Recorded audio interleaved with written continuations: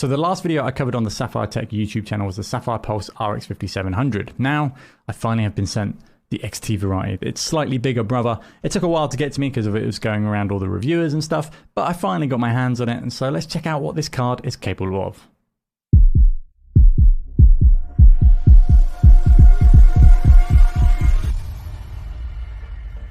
Running AMD's RDNA gaming architecture using the 7nm processor, the Sapphire Pulse RX 5700 XT has 2560 stream processors that run a boost clock of up to 1925 MHz and a game clock of 1815.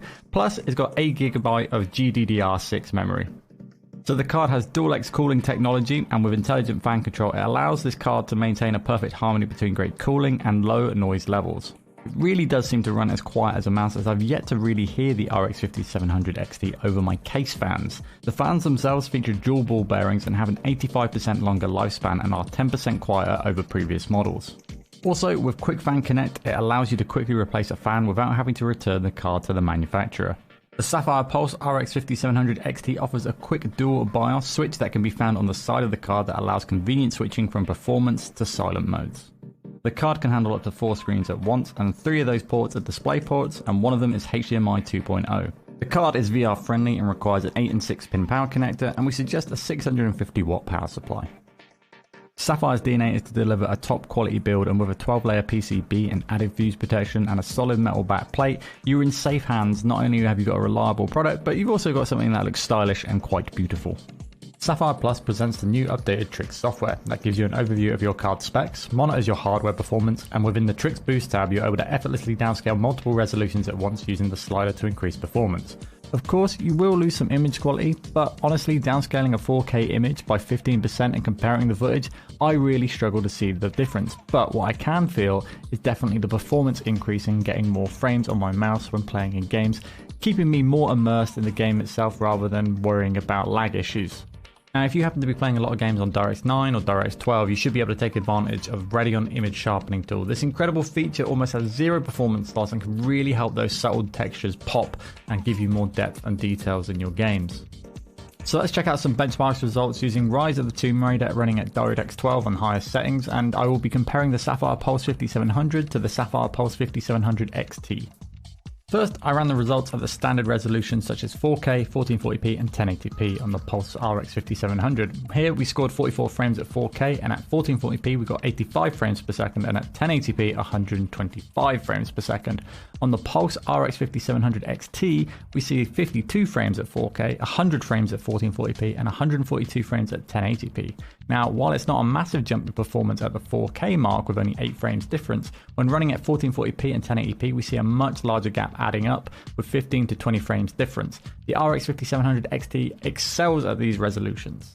Next, we ran the same benchmark again, but this time we downscaled the resolutions by 15% and added in the Radeon Image Sharpener and compared the scores between both cards. 1836p is the downscaled resolution of 4K by 15%, and on the Pulse RX 5700 we scored 58 frames per second, almost hitting the 60 FPS mark, which is fairly impressive.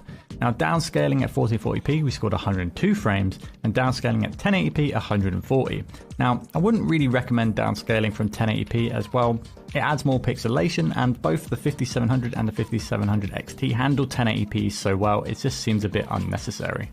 Now, the Pulse 5700 XT at the downscaled 4K resolution we got 69 frames per second, at downscaled at 1440p 126, and at 1080p we downscaled again and got 150 frames per second. Overall, the card is incredibly capable at 1440p and 1080p, no doubt, and no need to really downscale a lot of the time, but it's super nice to have more performance options if you want to squeeze out more FPS, especially at the 4K mark and the 1440p mark using the Tricks software and the Radeon Image Sharpener.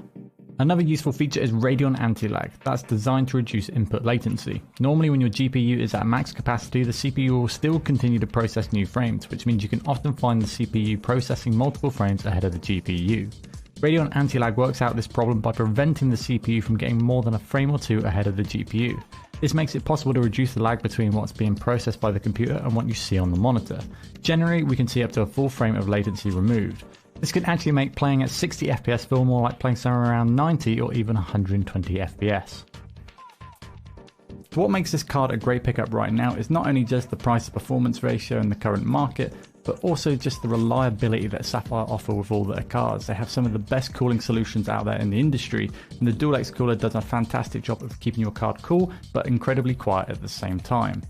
The card is jam-packed filled with features to help you optimize the way that you want to play. If you're looking for a bit more performance out of a certain title, you can simply downscale resolutions using the Trick software at a touch of a button, making it super easy to get more performance out of that certain game. You can then add the details back in using the Radeon image sharpener, which has pretty much a zero performance loss, like maybe a frame or two at most, which is absolutely insane to get so many extra details popping back into your games. And then you have the Radeon anti-lag feature that helps keep your mouse inputs more consistent throughout your gaming experiences. This gives you a superb combo of features that help your gaming experience immensely.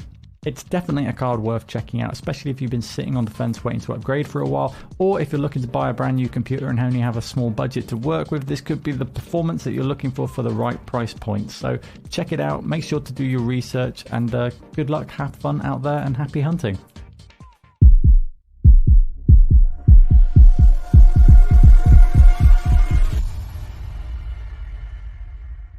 Video Shopping Network, an Amazon affiliate.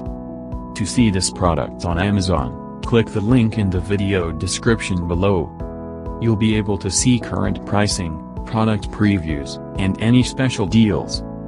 Desktop users should see the Amazon quick link below the video.